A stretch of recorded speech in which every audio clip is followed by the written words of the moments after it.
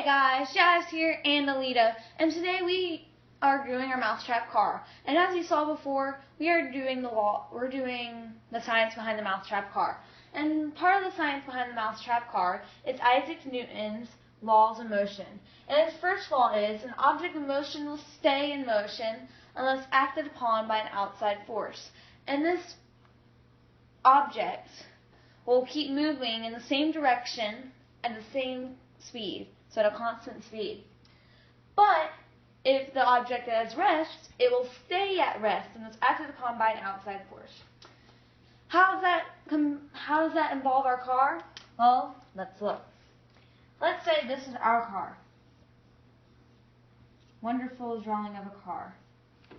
Okay? And it is obviously at rest. It's not moving. But let's say we wind it up. So it's winded up. And yeah. So we have let go. And now it is going in this direction. Now this object was at rest, so it wanted to stay at rest. But this outside force, which was us letting go of the winding, has made the Mousetrap car move forward. And this Mousetrap car wants to stay moving in this direction at a constant speed. But due to gravity and friction, the object will slowly slow down. And now the object is at rest again, and it wants to stay at rest. So, on our first trial, which you saw before, our Mousetrap car went 3.3 meters, which is 3 meters and 3 inches. And it went that long in about 4.5 seconds. So around that, it's about 1 meter per second. It was 0.733 continuing. But it just proves, because this car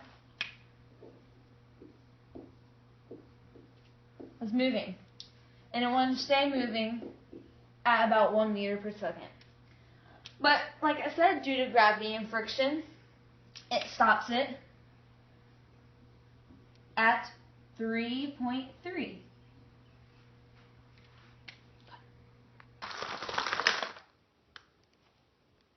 So, as you saw our Mousetrap car, well, trial 2, it went 2.3 meters in 3.03 seconds, which is about 1 meter per second.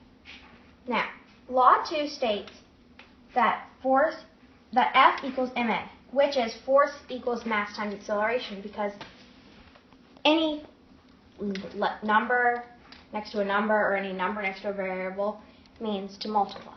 So, the way you find out acceleration is final velocity minus starting velocity divided by time. And our final velocity was 1 meter per second minus 0 meters per second divided by 3.03 seconds.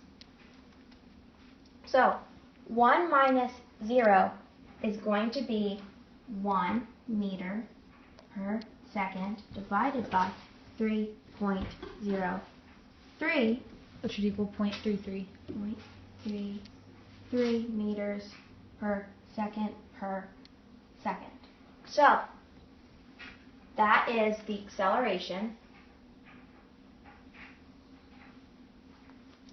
of the car. So that's the acceleration, and now you have to find the mass.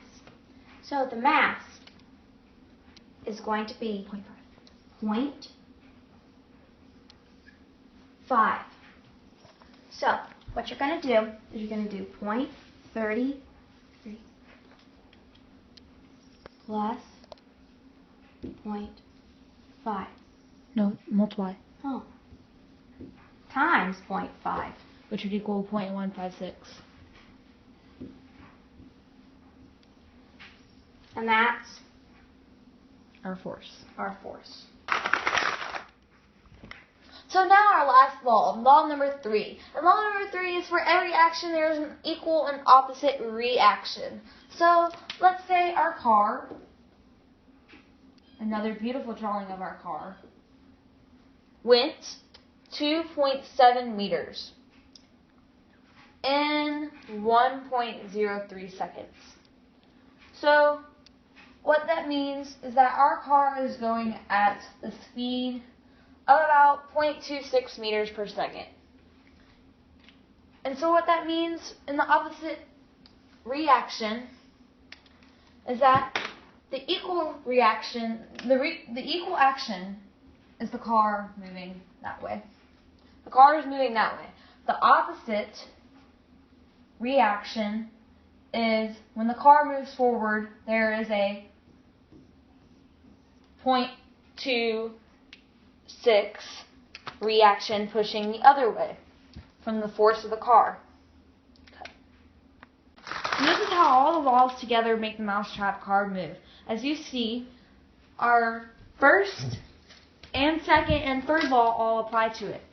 Especially our third law. Like I said before, our third law, the action is that it went 0.26 meters per second, and the reaction is it pushed back to 0.26 meters per second. In the first law, an object in motion will stay in motion, and an object at rest will stay at rest. And as you see, it was at rest, and it wanted to stay at rest, but now it went in motion, and now it's staying at rest. In our second law, force equals mass times acceleration.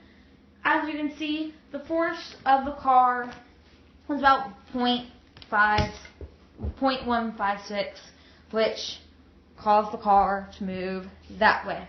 And that is our video. Thank you for watching, and say hi, Lita.